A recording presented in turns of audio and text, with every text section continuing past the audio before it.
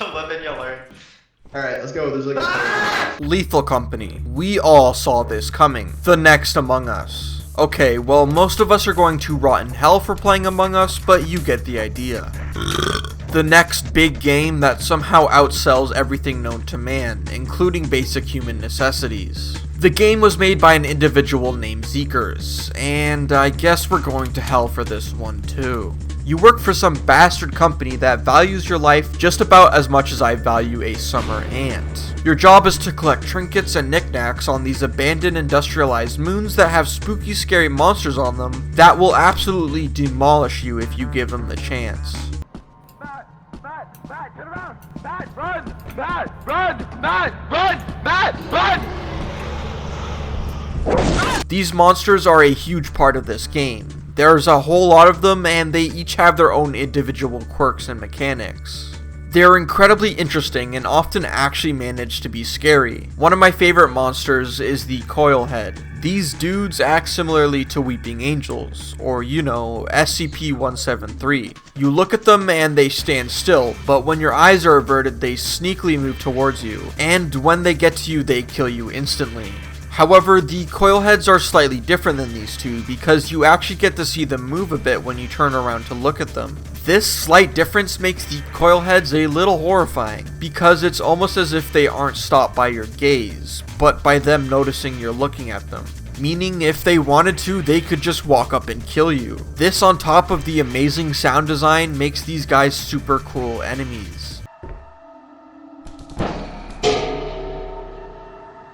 Aside from the evil bad dudes you'll run into, a lot of your deaths in this game will be due to the environment you're in. Guys, I appear to be drowning in some snow. The environments are all pretty diverse too. My personal favorite is Rend, a moon that is completely covered in snow and is always foggy. It has lights that lead you to a mansion, which is fun to explore and can even have the aforementioned Coilheads inside. You arrive on these moons on a ship. This ship has many things inside, such as closet, clothing rack, computer terminal. You can use the computer terminal for many things, like picking what moon you want to land on, purchasing new items to help you explore, and you can even watch over your teammates using the computer's monitoring system. This computer is really cool. Instead of just clicking around to get where you need to go, you have to type in specific commands to get what you want, which I thought was a neat idea. The monitoring other players part allows one of your group to stay behind in the ship with a walkie-talkie in order to give useful callouts to the rest of the team, as loot and enemies will appear on the monitor, as well as doors you can open and traps you can disable, like turrets and landmines. While this might sound like a lot you can do, sitting on the monitor while your friends go inside gets very boring very quickly, because there will rarely be moments where your callouts will actually be helpful. By the time you've managed to alert your teammate of the location of loot or an enemy, they've most likely already seen it, because the actual size of the map is very small. The way to fix this would be to just add a compass on the monitor and on the screen of all players.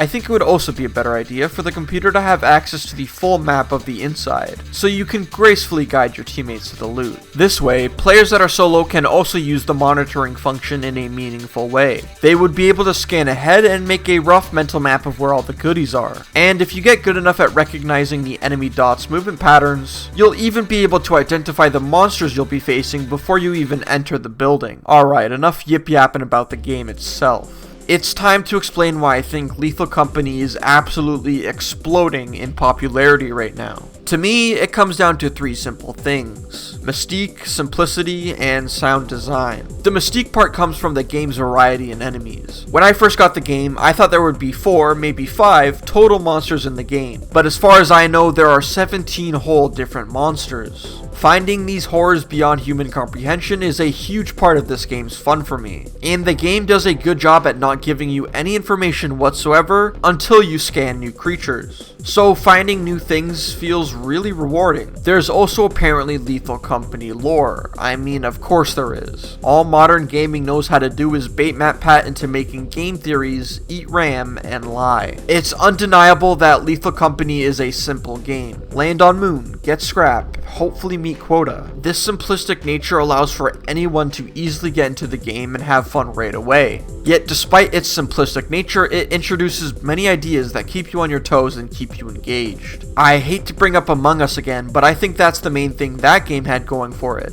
Its simplicity. Next up is the sound design, and oh boy is it good. Not only do the monsters have a variety of different scary noises they make that amplify the horror tenfold, but the game also utilizes a proximity chat. This proximity chat is what turns this game from a simple fun collecting game with spooks along the way to a horror experience that will see to it that you and your friends turn into 5-star voice actors. Happy Wheels, don't lose the soda level. Hearing a whole lot of jiffy on the Oh, this- monster.